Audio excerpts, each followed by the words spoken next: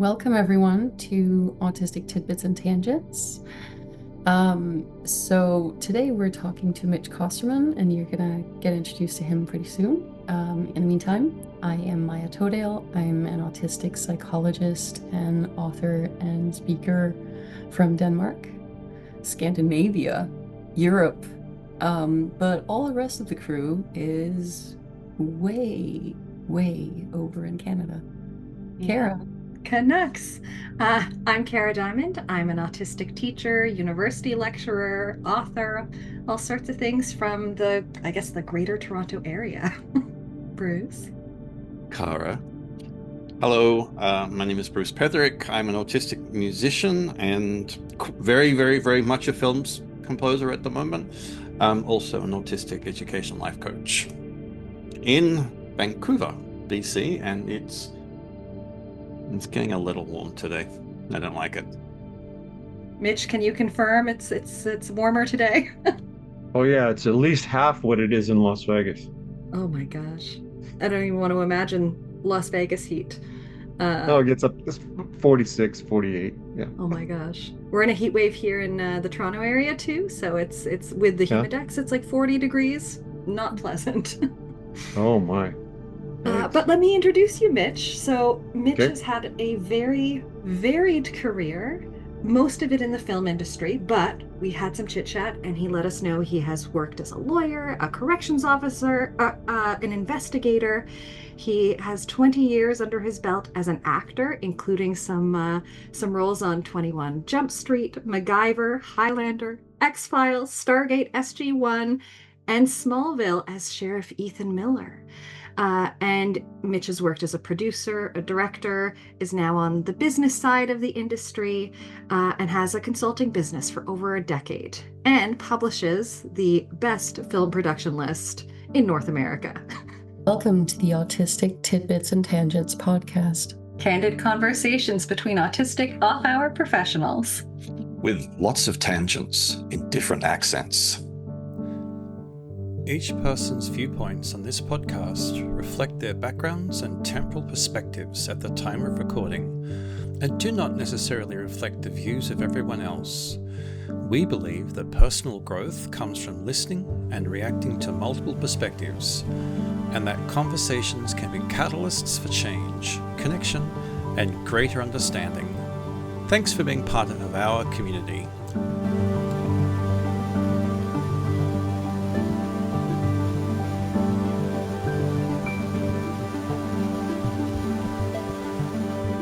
Content warnings for this episode include the mentions of suicide, healthcare, drugs, abuse and violence. There's mention of murder, rape and torture. We also discuss diagnosis and pathologizing language, and there is some swearing. How'd I do, Thank you very Mitch? much. Thank you very much. I wasn't a lawyer. I was going to law school to be a lawyer Oh, way back in the early 1980s. But I ended up dropping out because my girlfriend got pregnant and we had to do other things. pretty good reason to drop out, I guess. But I was an investigator with the Attorney General for 15 That years. is so cool. Um, and now I want to talk about like PI stuff, which was not what I was planning on going in. That was a long Well, time I ago. mean, we have lots of tangents ahead of us, I think. So why don't we just Did roll we the mention intro? that Mitch is autistic as well? Oh, we did not. That's a good point, I guess. Yeah. Pretty good to go in the title. And late diagnosed, right? Yes, officially diagnosed in 2017 or 18. I started figuring it out because there's so much misinformation out there. But I started figuring it out because of my boys. My boys were having problems at school, and they labeled them with ADHD. And I won't go too heavy into that, but I think that's too prolific a label within the school system because it's a structure that they've built around something they like. I don't like the label because I believe it describes a set of symptoms, not necessarily the neural difference that I would like to describe when I want to say that my boys are different. I don't want to tag them with anything negative. So I started thinking, well, all the problems that they're having, I had too. I wonder why. So I started looking around in British Columbia. I was trying to find people who knew anything about autism. I asked my own doctor, and he said, "Well, I can tell if you are, that you're high functioning," and dismissed it. Never spoke to me again. My next medical doctor looked at the floor and did not speak. I went and saw the local psychiatrist. I had a couple of breakdowns, ended up in the hospital. Um, just observational care, and uh, I talked to a guy there and I said, I'm trying to describe to these psychologists that I don't know what's wrong, but I know that something's wrong. And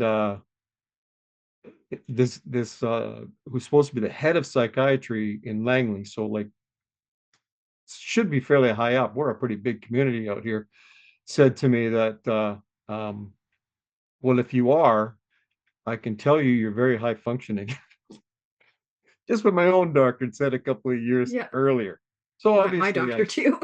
Well, I know it's very common. Everybody tells me the same thing, and I don't know what to Doctors tell like that term, don't they? Oh, they love it. So I found out that pretty much all of this area was way backward because what they said to me, I started taking more confidence in my own brain because what they said to me was wrong. And so I started to believe, and I still believe, that they are not very good authorities on the subject. It really isn't much going on here with regard to that. Not only that, they suffer from the greatest danger of any health professional, and many of them suffer from it, and that's hubris. They think they already know everything. They're not at the least bit interested in learning anything. They're so insecure they can hardly even talk to you about it. So I thought it was autism after I did listened to a number of people online, and I read some things. I can't remember anyone in particular. I'm sorry when I think about it.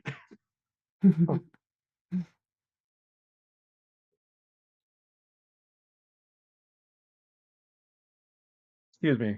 That's all right. All right.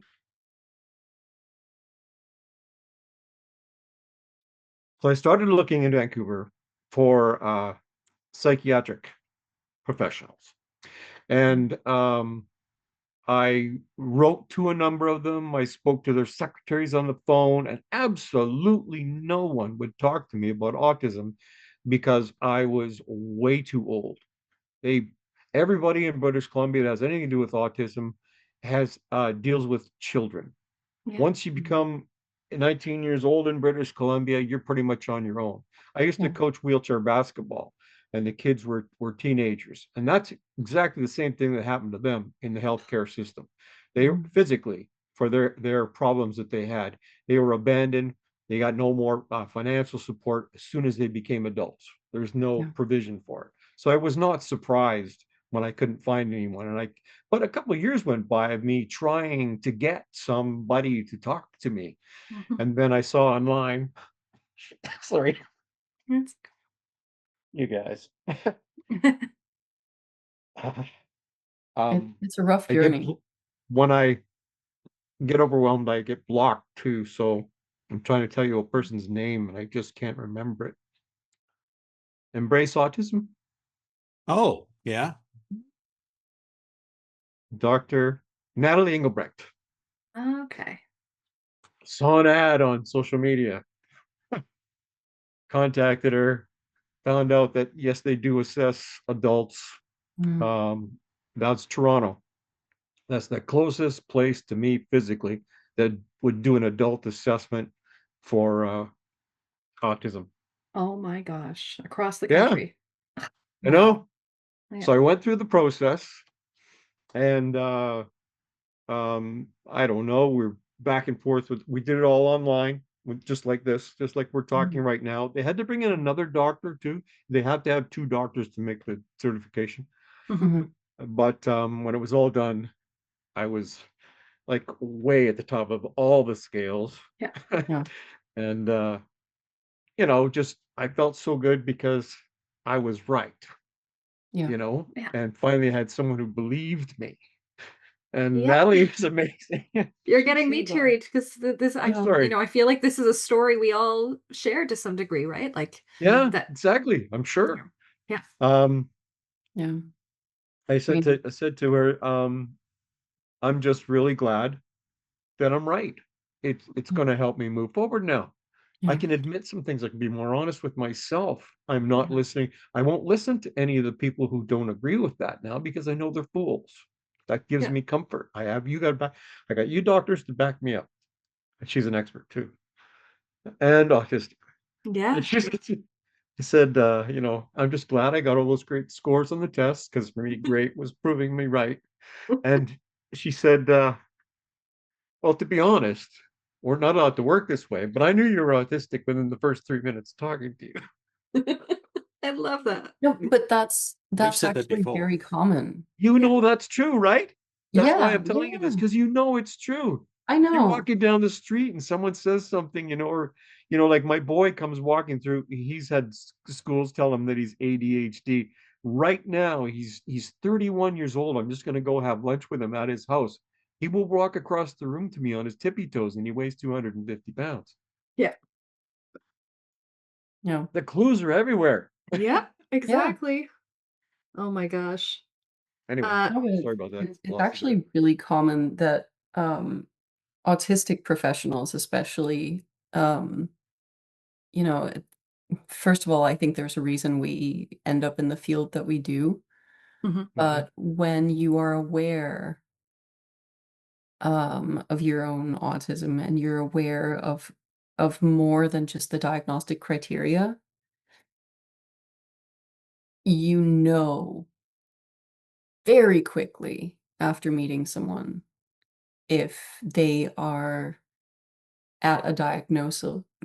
at a diagnosis level, I agree, if 100%. they are like subclinical where it's like, yeah, you're autistic, but you don't Mm-hmm.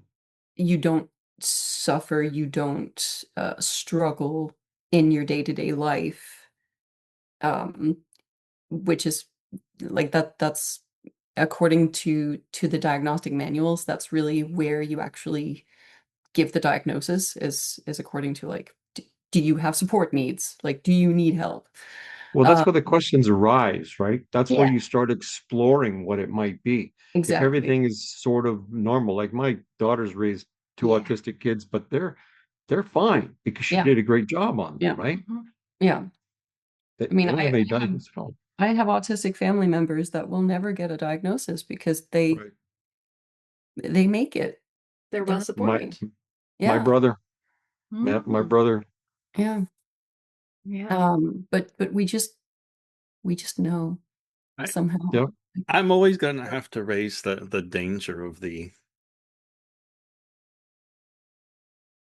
those people who won't get the diagnosis because they've made it. Mm, Because I think the vast majority are going to find out at one stage in their lives Mm. that they're not making it, and finding those support services are really yeah, more difficult. Um, I it I don't it know. is, but it's also we acknowledge now to a much greater degree that support needs change. Mhm. Yeah, I think Um, we acknowledge the needs. We also acknowledge the behavior. I think mm, back to I've completely changed my opinion of my father. I hated my father Interesting. when he died. Never even went to his funeral. But I recognize his behaviors as things that are similar to my behaviors, and the motivations become very clear to me. He mhm, was an autistic man, who was born in the 30s. Wow. We think we had we've had a rough time. He got nothing, Hmm. you know. yeah, And so, yeah, it was suck it up, right? Yes, suck it up. Exactly. Don't be a man, you as know? my Mhm. grandmother once said about somebody famous, I won't name, who had a mental breakdown in public, why can't she just have her mental breakdowns in private like the rest of us? That was very much the Yeah. time. Do think that's so interesting about reframing how you see your father or saw your father. Yeah. What else has been reframed for you? Oh, well, my kids, my grandkids, everybody in my family. Once Mm. I hesitate to say once I learned these things because I knew they were there. What I needed was the validation that and some clarity as well, and some understanding of how things went together. But my relationship with my kids and my grandkids is so good right now. It's never been better. And that's because I started getting that clarity, even though my daughter will not admit that her or her husband, one of the top computer coders in this country, There you there go. who runs his own Plex server. Do you know what that is? Mm-hmm. No, but it sounds Yeah, it's a fancy. place where you store all your favorite movies and TV shows, and you offer them up to your family for free. So he runs a Plex server, massive thing. Completely legal, by the way, just anyone Yes, listening. exactly, Yeah. exactly. Sorry. But it's a room-sized service. Oh my gosh. He has hard drive arrays. Anyway, All no, alphabetized and colorized. yeah, of course they're labeled. They have label on diamond tape labels. But Beautiful. I'm just making a joke of it. But the fact is that all of that family's symptoms are very clear to me. And my daughter and her husband absolutely refused to discuss it. And a funny thing happened just I was visiting them last week, and the youngest one in the family is my granddaughter, and she's 13. Super smart, just one of those really strange little kids to talk to because they sound like they're grown-ups in little kids' bodies, right? Yeah. Classically there. autistic. Yeah, of course, of course. So classically autistic. No one else is in the house because her mom and dad went to Italy, and I was there looking after her and her brother. And I started talking to her, and it was one of the first times we actually opened up. We had a very adult conversation, and all I could think of was, um, the fact that she's autistic, and they've got her in therapy, and she has trouble at school, and she's moved schools a few times. But I thought she is so smart, and really way more together than I ever was. She's going to do fine. So it just made me really happy. She's going to do fine. She'll figure it all out. She's 13, right? Come on. What is it? She's going to be taking orders from her mom for about another 6 months. That's it. And then she's going to start exploring things on her own, right? Yeah. Yeah. And she'll figure it out. Mm-hmm. Yeah. Oh, I love that point of connection. And it's so easy to connect to with sometimes, not with everybody. We talked about this last episode. It can be so easy to connect with other people who are autistic or neurodivergent Yes. sometimes. Oh, And yeah. yeah. It's almost like a special language, but typically there's a lot of typical things, but one of them is that we'll go deeper into subjects. Exactly. I went to I was lucky enough to be invited to go to the Indianapolis 500 this year. I love cars, love the whole all the technical aspects of it and the statistics and stuff like that, and meeting the people. But there was a guy there. We went for dinner with him, and my brother Cliff said to me, "You know what? You and Blake seem to really be getting along." And it was so much so that he remarked about it out loud. And I thought, yeah, we do. And I said to my brother, I said, he's autistic, right? And he goes, no, no. And I said, yeah, he absolutely is. He probably doesn't know it because he lives in Indiana, um, but that was it, because we started talking about the minutia of engines and turbochargers and things like that, which would bore the daylights out of most people. But we were fascinated with the conversation so much that it went on for like 2 hours. Yeah.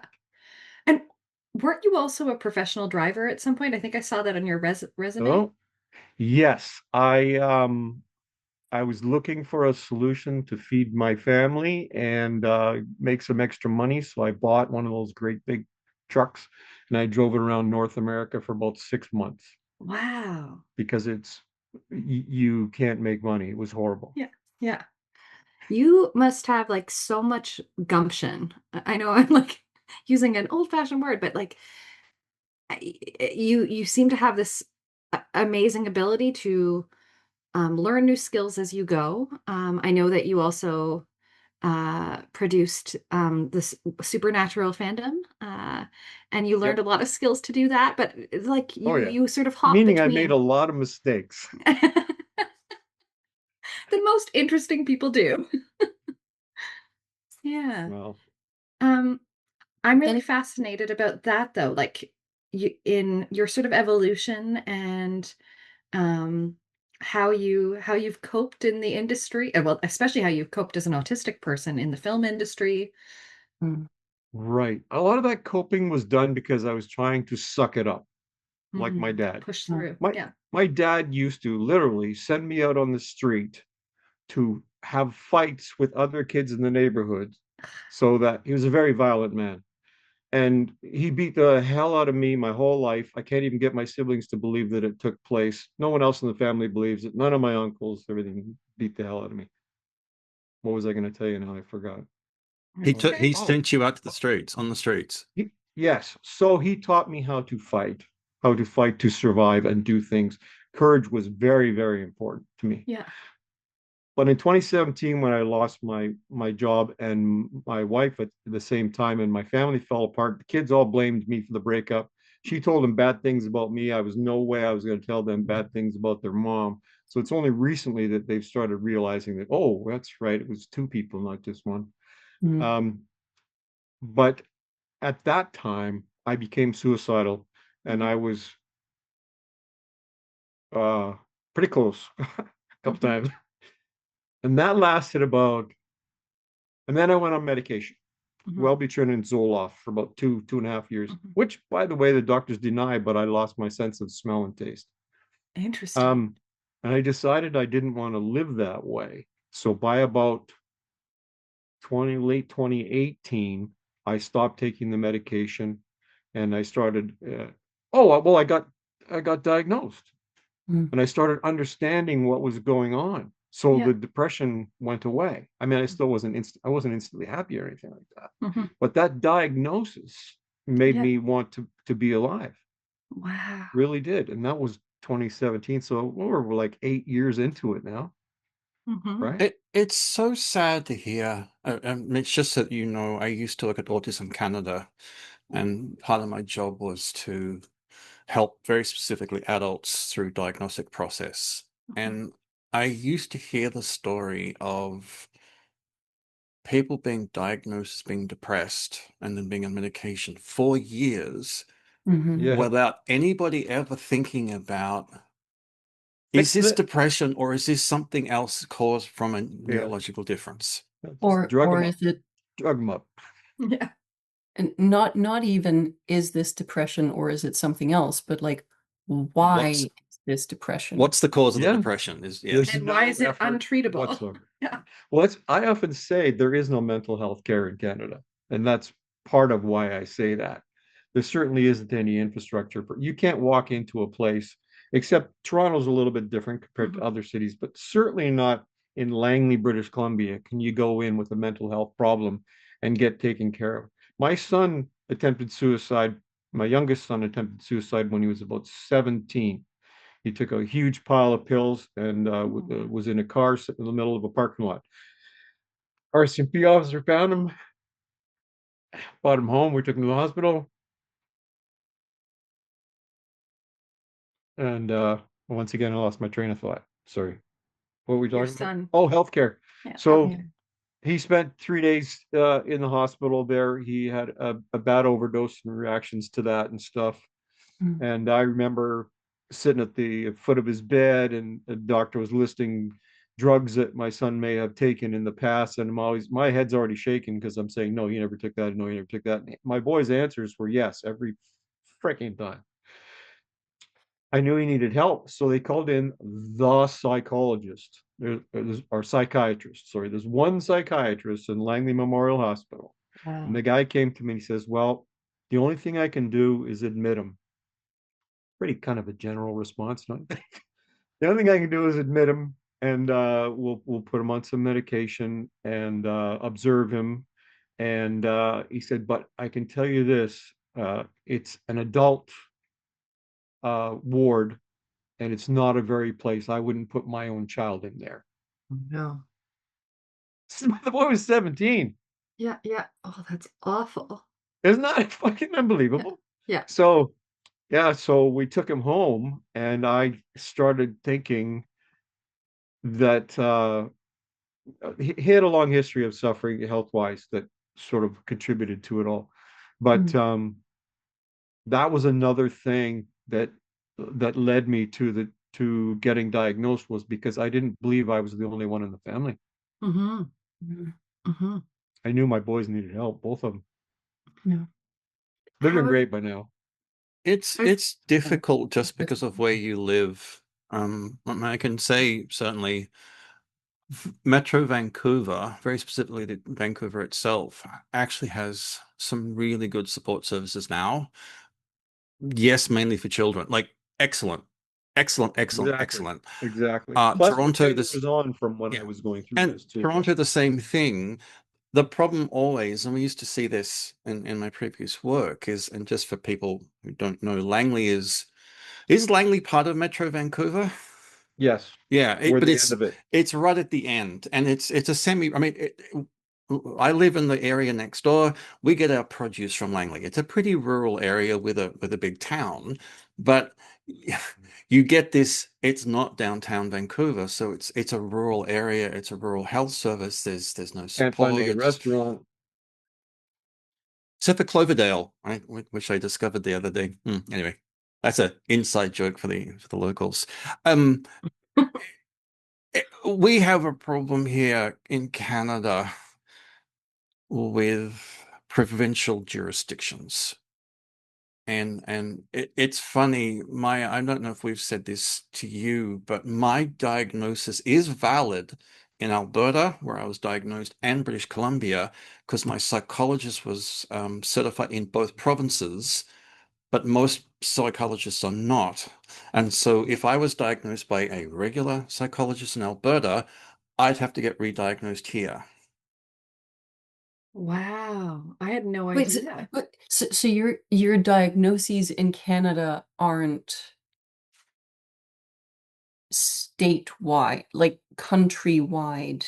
They are to I a was certain told mine extent. was, but I don't know. So Natalie, I know. I mean, I've worked with Natalie before. She's certified in. I definitely know she's certified in Ontario and British Columbia because I've had dealings with her before. Oh, okay. But this is wild to me that you have to be certified several places Well, in the same country. it doesn't do anything for you anyway. There isn't any care, so it doesn't really matter. Good point. Well, actually, so I get the disability tax credit, which is federal. So from the federal perspective, I am disabled. My entire family is disabled. But if I wanted to get specific autistic supports, which are provincial wide, it has to be from a psychologist certified within the province. What kind of supports? Like therapy or what? Standard, I mean, from the bottom level financial support. If the British Columbia government gave autistic people like $200 a month, I would be okay. My kids are okay because they're also certified, but my wife would not be because she was certified by somebody who is not certified here. Right. Well, I've never had any trouble making money, so financial doesn't mean anything to me. Yeah. I sure would have liked some, some of the help that I did get from Natalie, from talking to people like you, other autistics. I think a resort, actually, one of those, what do you call them, support groups. I've seen them on TV and stuff. I think that organizing those kinds of things, organizing or campaigning for the acceptability of autistics within society and in the workplace. Yeah. Because I have a lot of friends who are self-employed because they simply can't work. Well, that's pretty much why I'm in business for myself now. I realized that was part of the problem. Just, there could be a lot of things in that regard that could be done, I think. But you could argue whether that's good or bad, but it's irrelevant because there isn't any of it provided and there is no investigation going on to find out what you can do for autistics. We're still at the stage where most people deny that normal people who can speak like you and I have a conversation can't possibly be autistic because autistics speak gibberish and you know what I mean? That's how they a lot of stereotypes and yes, we're just in the early years of fighting against that. Do you know the oh, sorry, things go away in my head. It's gone. It's all right, happens to all Jim of us. Jeffries. Jim Jeffries. Do you know the comedian Jim Jeffries? Yes. Yeah. Yeah. clearly autistic. He can't even make eye contact with a single person in the audience, far less anyone on the stage. Yeah. But he tells a story in the middle of uh, he'd already been a comedian for quite a number of years, and I was watching a new show that he did, and a very brief bit that he did was he started investigating. He thought, Mom, I think I might be autistic. And he calls his mom, and his mom says, Of course you are, dear. She knew his whole life. Oh my gosh. He's like 40. Yeah, she knew his whole life that he was autistic. Yeah. And she just didn't think it would be a good idea to tell him. Sat on that revelation. Oh my gosh. Yeah. So we weren't even having effective dialogue within our families about it, and Yeah. I've got my grandkids and my daughters denying that they might be. So Yeah. we aren't even talking about it enough yet. So promotion would be a good thing, conversations, books. Kara and I have had dealings in our lives with convincing parents to tell kids from the school system. And I'm still not too sure I understand ever why parents won't share diagnoses. I think that's just part of that logical part of my brain that's so illogical.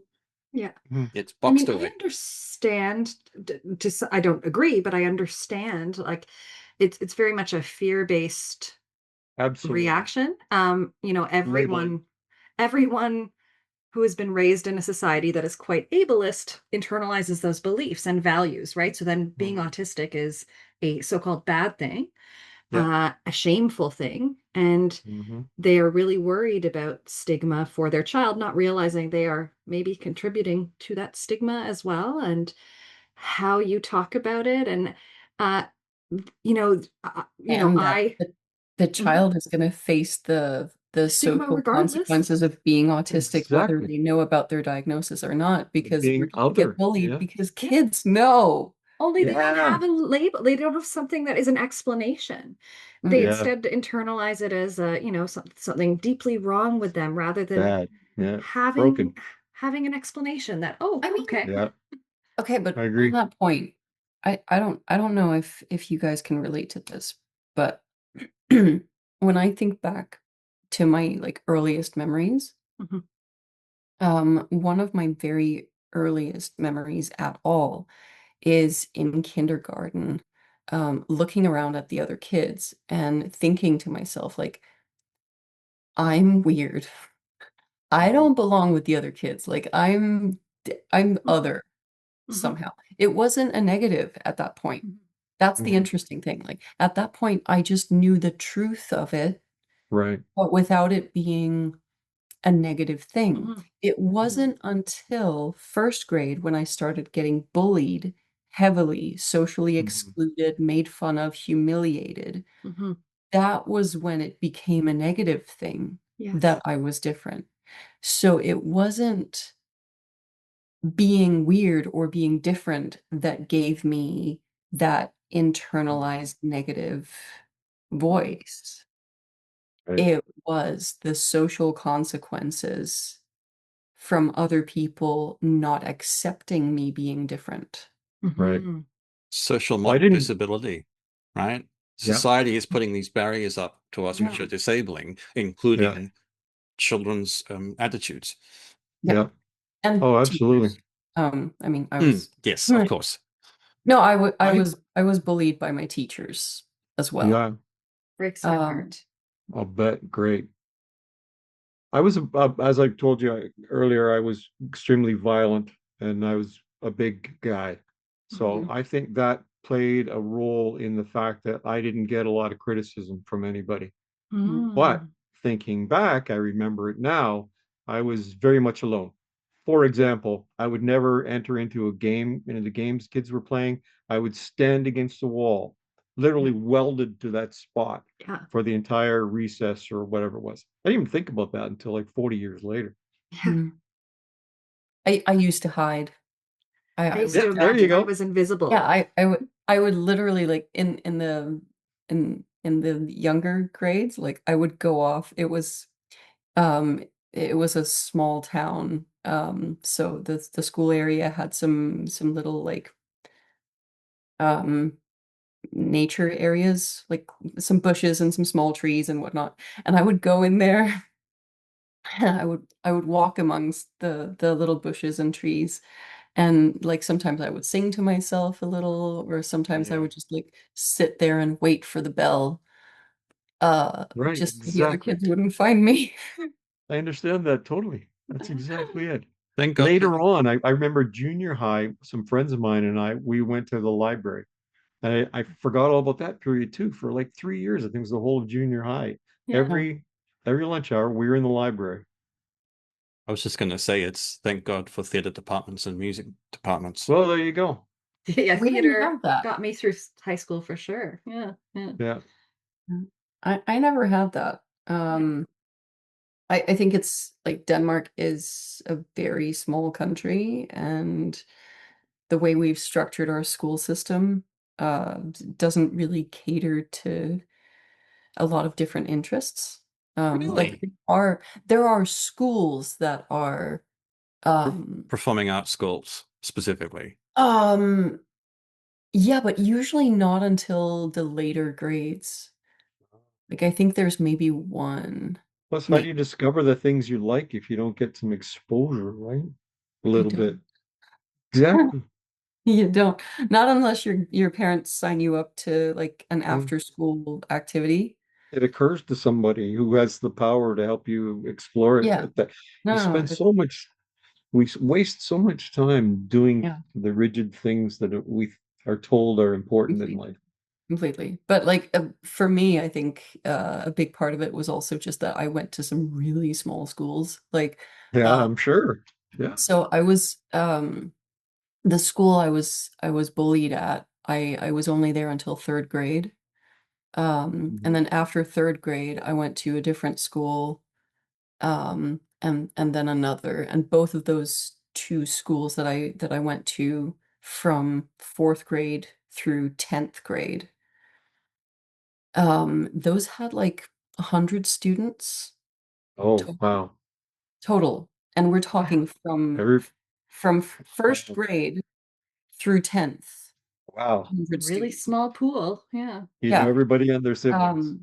Back like in those schools, the class cap was 16 students. Mm. Wow. I've Yeah. taught classes of over 100 out of high school. Yeah. What? Like, yeah, combined theater class, music theater class.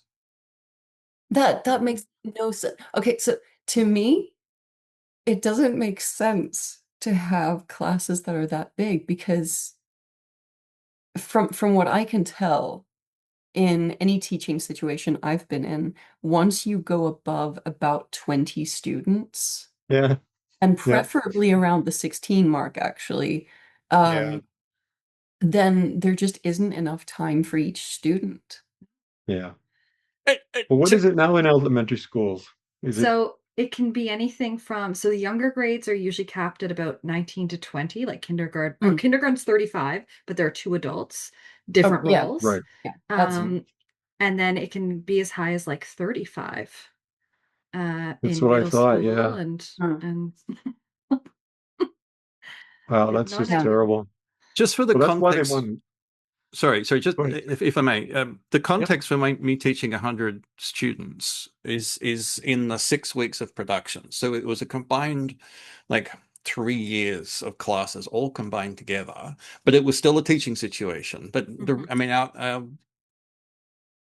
I think our sizes at the high school there were between 20 and 25 at grade 12, and then maybe 30 Mm, and maybe 40 at the lower levels. yeah. Mhm. Sorry, Mitch. Yeah. Even at university, like lectures, that would be, Mhm. the whole year, in a hall together, but the classes would be capped at around 30, I think. Oh. I had classes where it was in Convocation Hall, which seats like 2,000. Now I don't think it had 2,000, but it was pretty full. Pretty Wait, full. Lots But of my isn't that a university lecture? courses had thousands. Yeah, yeah. Cara, what's the largest That's class not a you've taught? class, that's a lecture.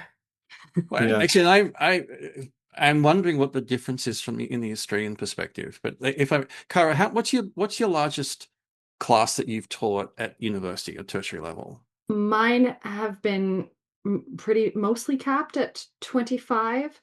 I've sometimes accepted a couple of extra students, which is by my permission. So sometimes you'll get contacted by people who are really passionate, and I'll go, okay, you can join. I have trouble saying no. But again, that's the graduate level, and it's a little bit more targeted. Yeah. Now, this has been a really long tangent. Yeah. Because what we really wanted to talk more about was being in the film industry and being autistic in the film industry. What, especially when you didn't know, what was that like? Well, it has positives and negatives that I figured out later why they work the way that they did. Masking always came naturally to me, so I could fake my emotions very easily. Yeah. You're not really faking it, you're actually feeling them. That's how you actually convince people is but we do that as autistics. We really invest ourselves in emotions that we don't necessarily understand where they come from. And that works well as an actor. But there are other times when I couldn't figure out what it was. And so I have some very embarrassing examples of how I was horrible. And other problems would crisscross with that. I have problems with recognizing people out of context. I'll tell you an anecdote that covers those two things. There's this quite famous director now by oh geez, no, I can't remember his name. It'll come to me, okay? No worries. Anyway, Rob. We're not like I don't remember names either. So But he's a don't famous worry about it. director. He's a famous director now, and his dad was too. But anyway, Rob Reiner? he was Rob Reiner? Pardon? Rob Reiner? No. Oh God. Because Anyway, he said his father was as well. Sorry. yeah. Anyway, he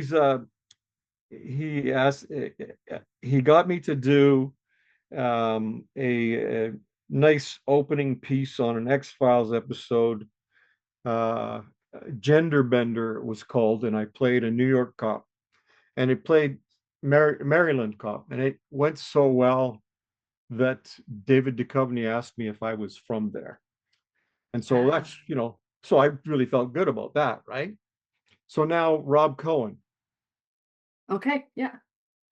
Rob Cohen. Anyway, Rob after that, because things were all kind of centralized and certain people were making like 5 different television series, Stephen J. Cannell, and then what's his name, the guy from X-Files, another name I can't remember. But anyway, they're all making a number of shows. They're hiring the same directors. So the directors know who's available. And there are a lot fewer actors available at that time in Vancouver. And I was of the optimal age. Also reasonably good looking. I had some experience with martial arts and other athletic things. So I became a stuntman as well. Awesome. And that if you can be a stuntman and an actor in a role, they call them stunt actors. That saves them a guy, right? Yeah. Doesn't make the stunt coordinator very happy, but it saves them a guy. And they don't have to do things like W so that the stuntman turns his head so they don't show his face. They don't have to do that because you can do it yourself, right? So they're happy about that. So trying to shorten it up a little bit, Rob thought I was a great guy. So he called me in to do this other show with George C. Scott. I worked with George C. Scott. And he said, he gave me this piece of script, and I thought, this is great. I can do this guy. And I went out and I did it the way that I thought. But you see, in my brain, I can quickly pick about one thing. And if I have to learn more than one, it's going to take me a while. That's an autistic thing because you know what I'm saying? Yeah. So now I gotta really think about it. And we had stepped off and we're doing this thing, and I'm supposed to enter and say some things. And I can remember he did the pose like this, and he goes, I'm thinking something more blah. And I said, well, I could do it like, aha. And I said something, I can't remember what the hell I said, some adjective. He goes, great, let's see that. Well, there's no way I could come up with it. Yeah. So you know what I did? Yeah. I walked What? into the room and did it the same way I did it before. No. And he stared at me. And I just sort of walked away down the hall. I was like, you guys are all feeling these same feelings for me right now. Yeah. I know it. So I just walked down the hall. I didn't really speak to him anymore. Um, a bunch of time went by. And so this kind of fits in with the next problem. I'm making this TV show. I'm playing a cop and I got a couple of stunts to do, but I'm at the end of a hallway and the camera's quite far up the hallway and all the crew are well behind that. So they're all up there quite a bit. And I see this guy and he's leaning in one of the elevator hallways. It's an old hospital we're shooting in. He sees me like this and he goes, kind of saying hi. And I go, "Oh, hi." Out of context. There's no friggin' way I'm gonna know who this guy is, right? Yeah. Yeah. It'd be my cousin. All the I time. wouldn't recognize him. So I'm looking at him. He's got dark hair, longish hair, and he's got dark skin. And I thought he looks kind of South Asian or something like that. So I'm trying to make these connections in my head where I might know him from, not thinking carefully enough that, hang on a second, we're on a movie set and he seems to be able to walk wherever he wants. So what I should have concluded was he's fairly high up there. Anyway, so I've had various ways of reacting to that and embarrassed myself many times by going up to people and they realize that I don't recognize them and it offends the living shit out of them. I feel like an ass. So I thought I'm going to make some kind of move down this hallway in the hospital. I'm the only person in the hospital in the hallway. Kind of hard to hide. And I thought, okay, I'll move down here like I'm interested in something on this side of the wall. I do that and I sneak past them and I pretend I'm looking at them setting up the camera and the other people are working in this little alcove. And then I just quickly turn and I walk away.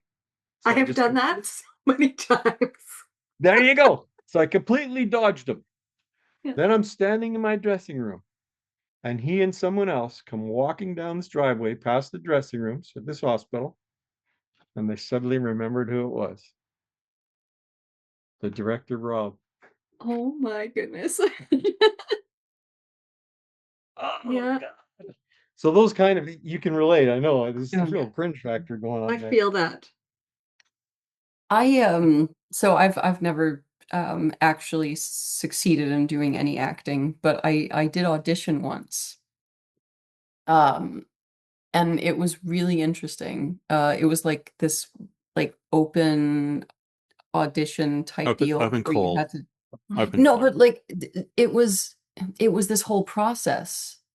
So they were looking for 8 actors for a movie, and like all of it was open, and you got in and you had to do a scripted bit first, and then the next time it was some exercises, something improv, and then the last bit that we did was this improvised bit around the concept of what they wanted the movie to be, but like it wasn't. I don't think the movie was actually written, to be honest. This director is he's an interesting person. And the thing is, like, the scripted bit, I did great. Like, I knew what was supposed to happen. Because they told you. Yeah, like, well, I had like you got a script from a movie that was already like in existing. You didn't know which character you were going to play, Oh, okay. but But you you had some familiarity with it. yeah, but you knew the scene, and like Right. you were allowed to do your own thing with it a little bit, but like you had a script to work with. Mhm. And I did great with that. Wonderful. I was like, awesome. Yeah. No problem. But then, and I think I got through some of the improv bits fine-ish, but then the last one was terrible because it was, um, there were like, not really cues, because the only cue was that he would stomp the ground and like call someone's name. The issue was he would do it at the same time, so the Oh, stomp and the name would overlap for me. So I couldn't get the cue yeah. Oh, yeah. whether I was the one that was supposed to react or whether it was somebody else. And add to that, like it was a scene that was like supposed to be horror-esque, so like Yeah. people were like pretend crying, like screaming, la la. So I'm everything was just sweating for you loud now, and okay? Right. like right, it was, and I did so horribly because I couldn't get the cues because the sensory bit was just all mixed up. And it was like, this is hell. I cannot Yeah. work Yeah. with this. And I knew, but at the same time, it was like, it's not that my acting was bad. Yeah. Not at all. I'm a great masker. Right. Oscar. I can get into character. Yeah. It was that I didn't pick up the cues that I had to pick up. Mhm. Yeah. And so I like one of the things that scares me about creative industries is when you're supposed to just be like jamming in music or improving in acting. It's Mhm. like the the rules have gone. What am I supposed to do now? Mhm. No, the And rules are still there. We just, Don't know yeah. them all. Well, I think we've had this discussion before about like improvising jazz. Mhm. yeah. The rules are very much still there. The other just musicians pretend to forget about them. Now, for Mm, me, the hard part because I did I have a theater undergrad. I did work as an actor for quite some time before becoming a teacher, and I've just done things for fun outside of that. Uh, and I love acting. I love playwriting.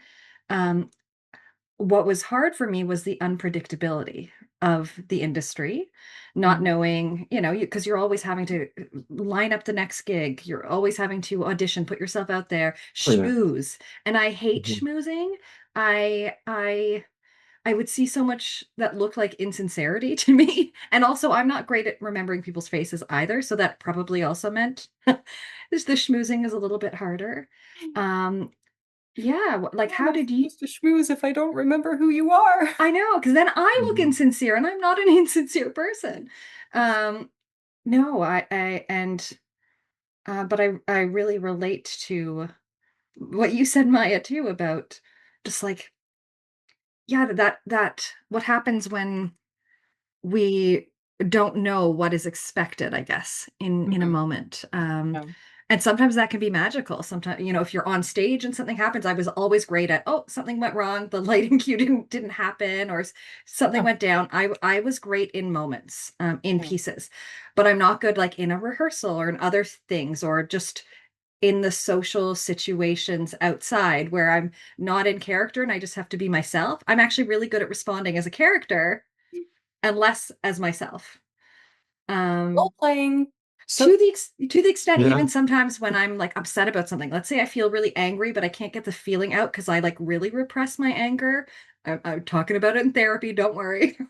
I will go and like pick up a monologue and something that I can tap into that really quickly and Mm, get it out. yeah. I don't do that as much anymore, actually, since I learned I was autistic. But that used to be something I would regularly do if I had big emotions. Was Mm, I would pull up the Laramie Project, or I would pull up something and do a meaningful, monologue. Um, Really? That's yeah, interesting. yeah, and work it through. Hmm. It's Yeah. interesting, Kari, you've said that. I was going to reflect on. I've had probably more limited um, acting experience than both Mitch and Kara in this, but I've done films, Yeah. I've done television, I've been on stage quite a lot, but I'm always playing me.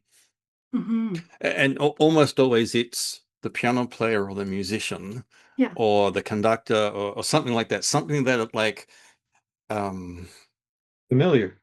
familiar, but it's also because I am naturally a performer, Someone can say, I want you to play this part. You're the piano player in a saloon bar. I can do that. You're a piano player in like the Mozart Academy. I can do that. I can switch that really quickly.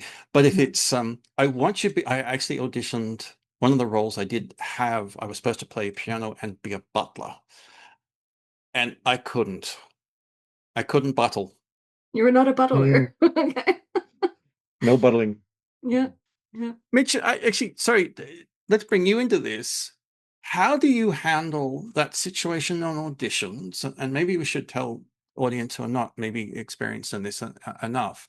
When you're doing an audition, you're given what's called sides, which is the script and the part you're going to play.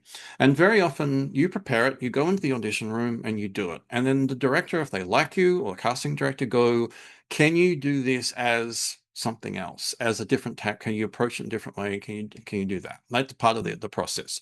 Mitch, how did you handle those sort of extreme switches? Because I've been in the situation where a director's asked the most bizarre thing, and it's like, I don't know how to do that.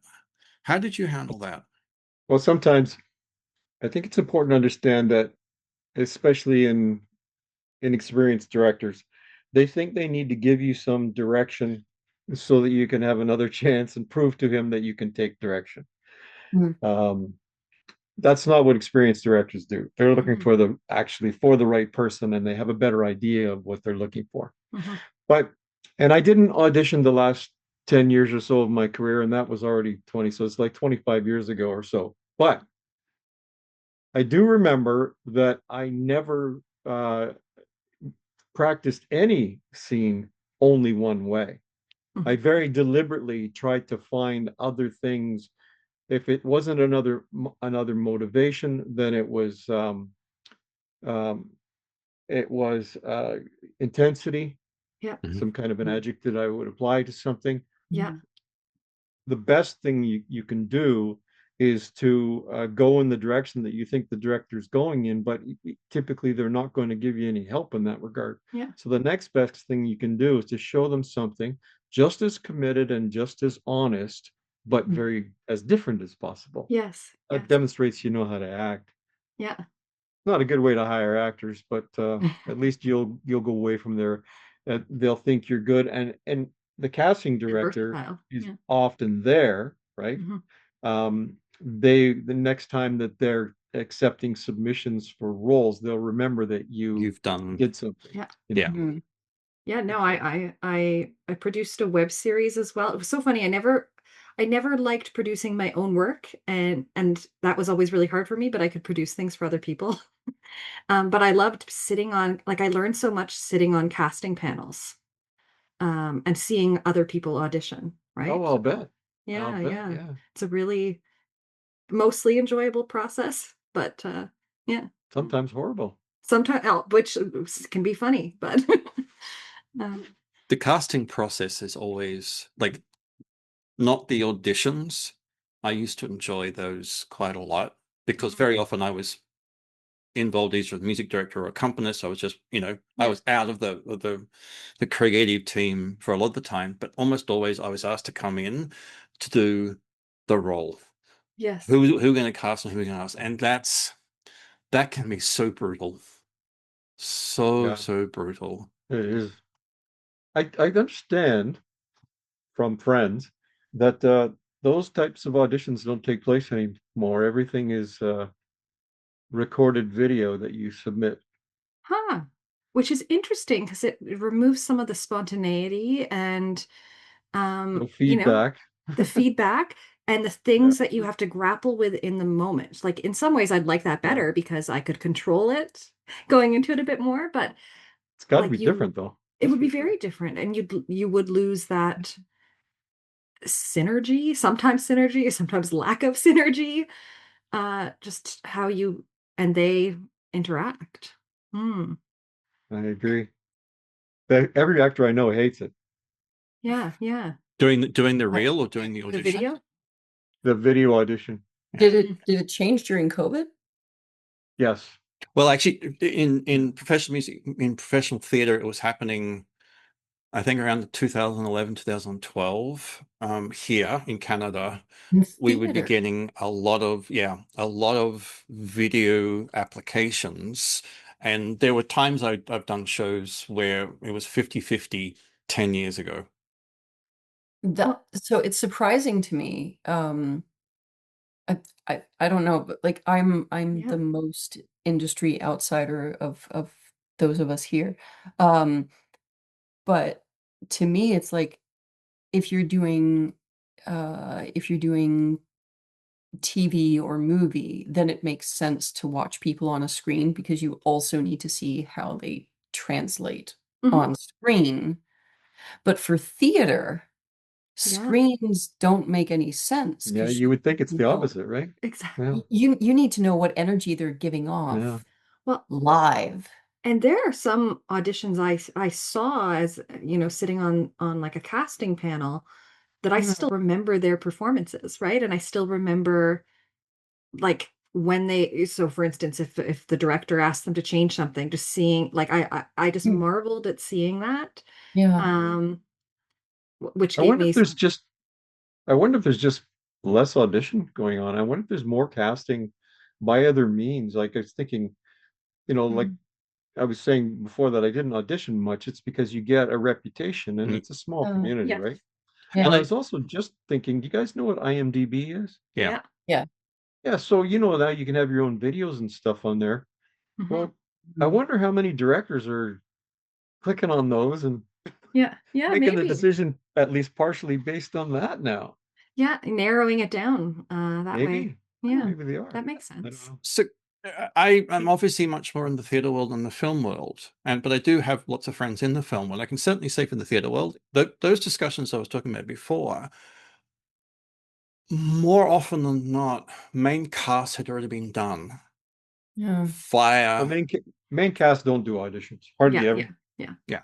But what was happening was the agents and casting director had got together, and you're looking for Anne of Green Gables, so the 25 young redhead women in Toronto, everybody knew what was going on. That was okay. And so it was kind of weird how often it would be the first screen. So it would be the pre-screen. People would put reels in, and then they would be invited to either do a Zoom or I fly remember into that it. went on for a little while. I remember that. Yeah. Yeah, when you're sending cassette tapes by FedEx and stuff. Wow. Those big VHS tapes. Oh my gosh.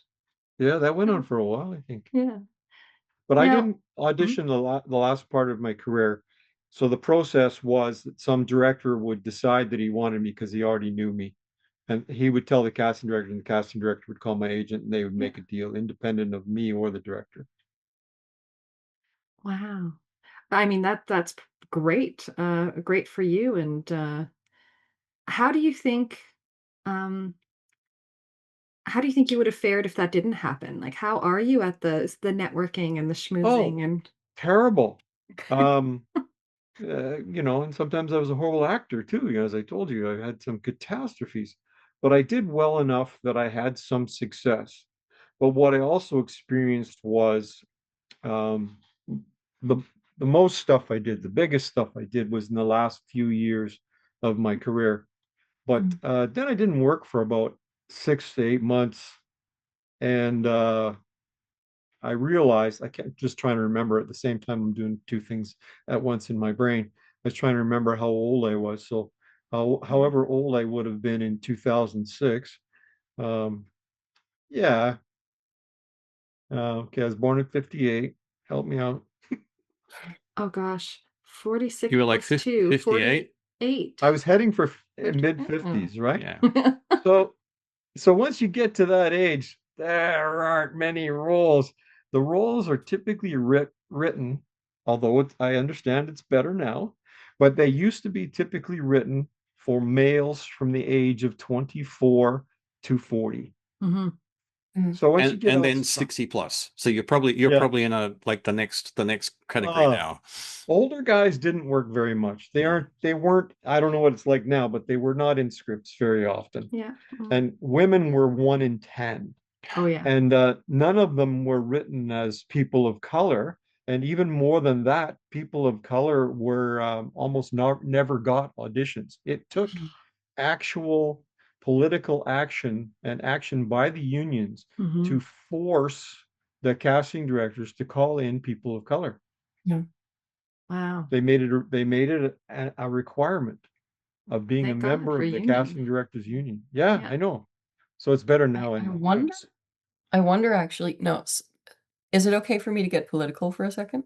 Please. Well, didn't I just do that? No, but I really wonder how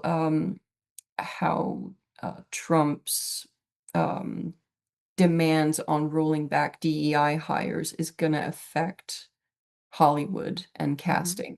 Not at all. Not at all. Not at all. But Really? it's changing things here. That is In our film industry? yeah. Really? Interesting. Mm-hmm. What is? The rollback of DEI is affecting what's happening with casting here, but it's happening in other industries that we are seeing.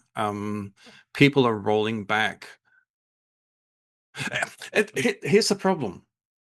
If you're a Canadian company and you have positive DEI rules, and we have quite very good federal laws about this, if you're trying to interact with an American company, the American company says, "Well, we can't do this because you have DEI, yeah. You've got DEI, you're being woke," Mm. and it's like it's scary.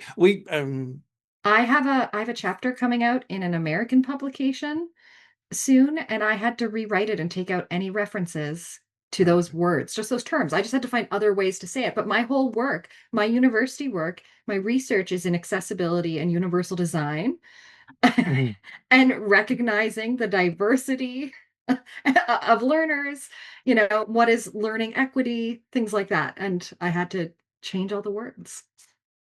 Wow. Well, that's the thing I'm wondering is because like the production companies are American. Mm-hmm. So They don't get to decide the rules that we go by. The Casting Directors Association has very specific rules, and I believe the if not the federal government, then the provincial government definitely got involved in making those rules. And there's absolutely nothing that those American producers can do to change that. okay. But I think that within Hollywood itself, when you talk about the complex of Hollywood, when you're talking about movie producers and directors and actors, they are generally very liberal people with a shitload of power. And a shitload of money. Yeah.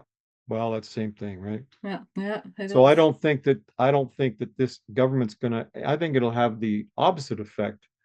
The more that the fascists push, the more the actors will push back. Yeah. Interesting. Yeah. I hope so. I'm about 9 minutes away from having to be somewhere I'm not going to make it to. Oh no. Yeah. Remember I said I was going to meet my son for Yeah, lunch, that's right. Okay. and now he's wondering where I am. Oh no. We've been yakking. I didn't notice, but we've been doing this for almost an hour and a half. Yeah. Yeah. Well, we neglected to hit record For the first little bit. yeah. Oh well. Okay. Well, we can do it again sometime if you like. Obviously, you're very nice people to talk to, and I really enjoyed myself. Yes, we great. loved having you. Yeah. It was Well, it thank was so you. interesting to get to talk to you about all of this. It's a world that I certainly don't have access to normally, and it's really wonderful to hear Yeah. I'm old. stories from Old guys have stories. Before you go, Yep. could you tell us like your favorite role or favorite thing that you worked on? Doesn't have to be the best thing you did, just what was most enjoyable? Okay. There's a movie called White Noise. Mm. Michael Keaton. I played the bad guy. Oh, I that's told awesome.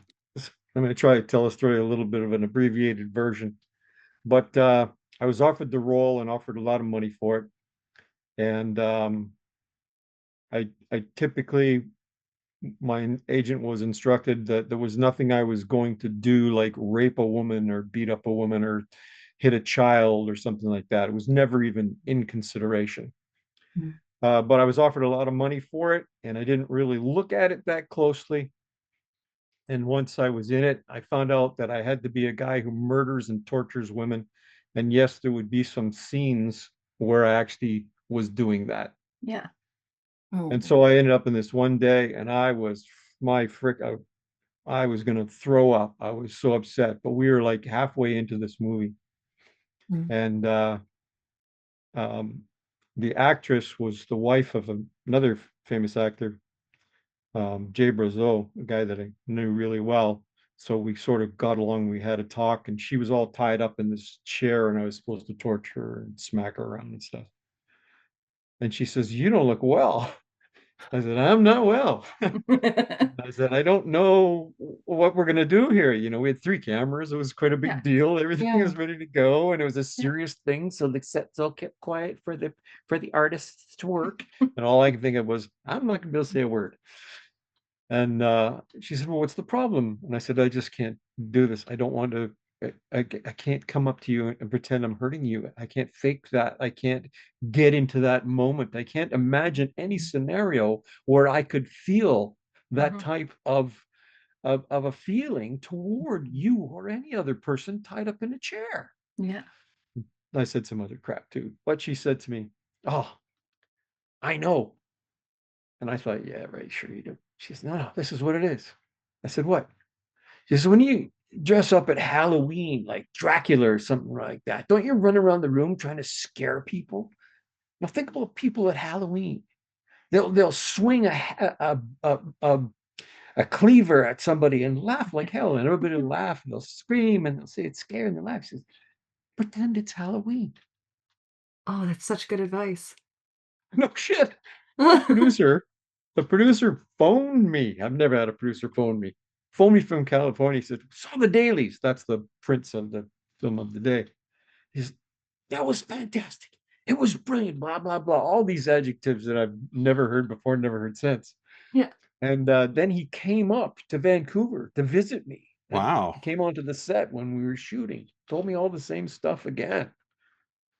I love that. Oh my So that was an gosh. amazing experience. And the movie came out, and it was in November, but it was a $10 million movie, and it made $51 million in its first weekend.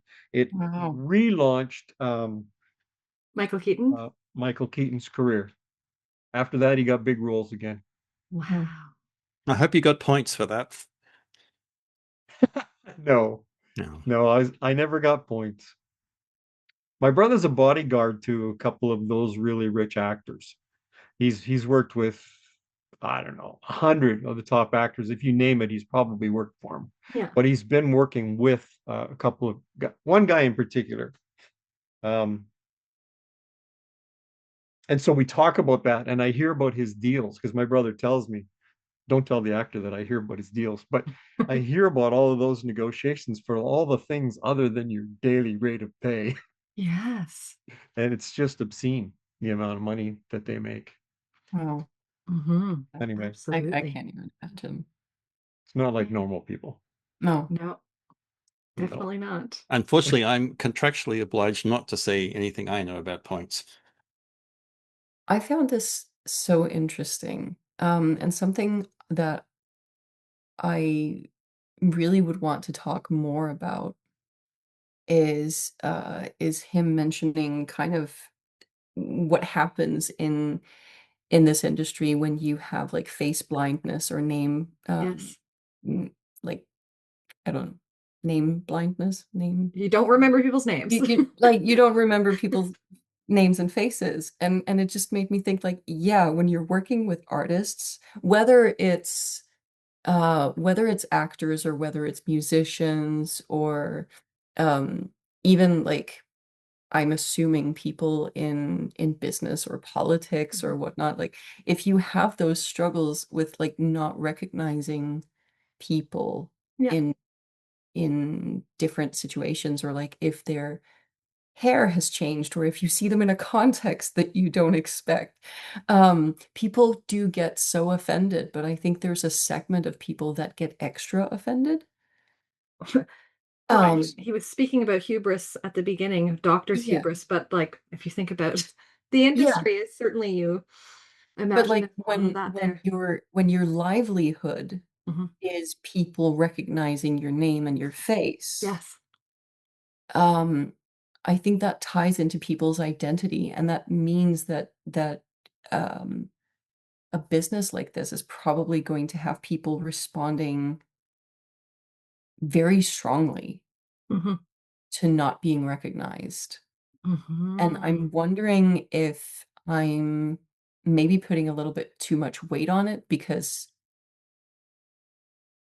other people will have that same hubris, Mhm. or if I'm right that there is a certain um, extra pride in arts that have a visual, like not a visual aspect as in any, but a visual aspect that includes your face and your name. Mhm. Um, I don't want to use the N word, the narcissism N word about it because I don't mean it clinically, but like, is there an aspect to that? Like, I don't know. What do you guys think? Because you I, guys have been in theater and music. I have a very strong agreement with you, and I don't particularly. I'm not sure if I have face blindness, but if I've got my glasses off, I can't see people anyway. So I have walked past friends, and Okay. but a lot of that's also I'm monotropic at that time. Mhm. However, names I am hopeless at, Mhm. really, really hopeless. So the parallel stories here. One, I'm open with friends, and I'm talking about when I was working, when I'm in the theater industry and working professional theater and professional music. I open up to friends to say, I have this failing. Can you help me? Mhm. Um, and I rarely know famous people in the theater Mhm. industry. And the one thing that got me away is that I'm an immigrant. So very often I would meet somebody, and let's say I met um, the woman who the first in Mamma Mia, when Mamma Mia was first touring in Broadway, I met the person who played the mother. Like Mhm. one of the most famous actors, theater actors in Canada at the time. I was introduced to her and her husband. They became good friends. But someone said to me, "Oh, don't you realize she played the mother in Mamma Mia?" And I went, "No." And it's also, I'd only been in Canada for maybe 10 years at that stage, right? He's just like I'm from Australia. I don't know that. Now, I Yeah. probably should have, but I got away with being Australian at that time. Yes. But I know I have offended many actors and musicians here because I didn't know who they were. Yes. No. And what's kind of funny, especially in the music world, the ones that I'm thinking of are big in Canada, Mhm. nowhere else. Yeah. Yeah. Mhm. And like, excuse me, you are not world famous. Okay, so sorry, I really want to let you speak, Kara, but if I don't say this now, then I'm Go gonna for it. I forget don't. it. Yeah. That actually, that is relatable even in the autism world, though. Like, when I meet people at conferences, and they are people that are perhaps well known in one country or are known, um, in a smallish segment of a country, the hubris the pride tends to be more, whereas when you're talking to someone who is a recognizable name. Let's say Tony, for instance, as No, a but random name. also I've met a couple, like, very, very famous people in the autism world, and they are not sometimes not aware of their fame, and sometimes just completely disconnected from it. Like it doesn't make any sense to them, or it doesn't really matter. It's not usually the end goal, is it? Yeah. Yeah. I mean, there's definitely also, I will say, amongst like speakers and whatnot, like if you're a very famous speaker, there tends to also be an understanding that I am worth this much-ish to a conference, or like Yes. like you know what your salary is supposed to be, Yeah. but it's not like it makes you more important than anyone else. Mhm. It's just, I mean, yeah, knowing your worth, but it's not, yeah, I don't know. That just felt like something I see, Mhm. and this is a non-creative industry. I mean, this is yeah, it's also creative, but it's also very academic. Yes. Um, hmm. Kara, what about you? What do you think? I don't know what the question is anymore. Thoughts. I know you have them. Thoughts in general. Okay. What are my thoughts on? Uh, well, what I was going to say that is not what you were just talking about, because I can't even remember what you were just talking about. But I was going to say, I really want to have him back because I want to ask him even more about, like, because we were only just getting into what were some of the sort of the challenges, but also like, Mhm. what does he perceive as the strengths, the autistic strengths, Yeah. that maybe helped him be successful in the industry and in various roles, because he produced and acted and did all sorts of things. Yeah. So, what are sort of the ways we compensate or cope in Yeah. industries like that? Yeah, I know for me, and I guess I didn't realize this at the time because I didn't know I was autistic at the time when I was doing lots of theater. But I always, and also when I was a stage manager, I knew everybody's blocking. I could remember every direction the director had ever given, and I couldn't believe when other people didn't. I was like, but we were told 3 rehearsals ago to do it this way. Like Yeah. to me, I would remember that stuff really well, which is funny because memory is a weird thing when you're ADHD. I don't Yeah. remember like lots of things that don't seem to be useful, but theater and film being like special interests of mine, I remember everything, you know? I literally thought you were going to say that you had memorized the tracks and the lighting cues and you knew exactly what each character should do, I but you pretty could much did. I couldn't Yeah. remember their name. Uh, That's what I thought you were going to say. Also true. Like I was not the greatest with people's names, but yeah. I don't Yeah. know who you are, but LX99 hits like Yeah. DSR, and that's where you're supposed to be. Yes. Yeah.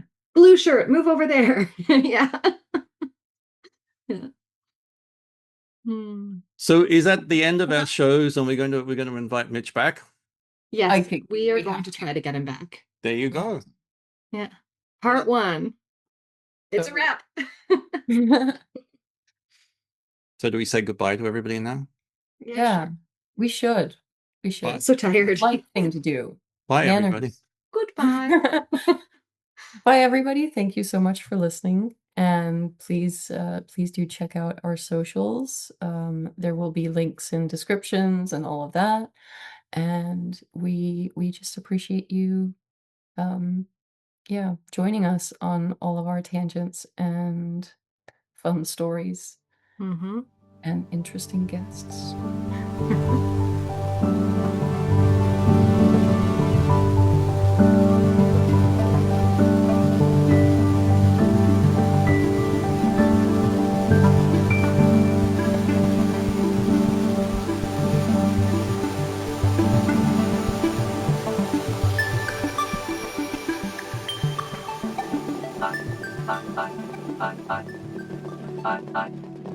Autistic tidbits and tangents.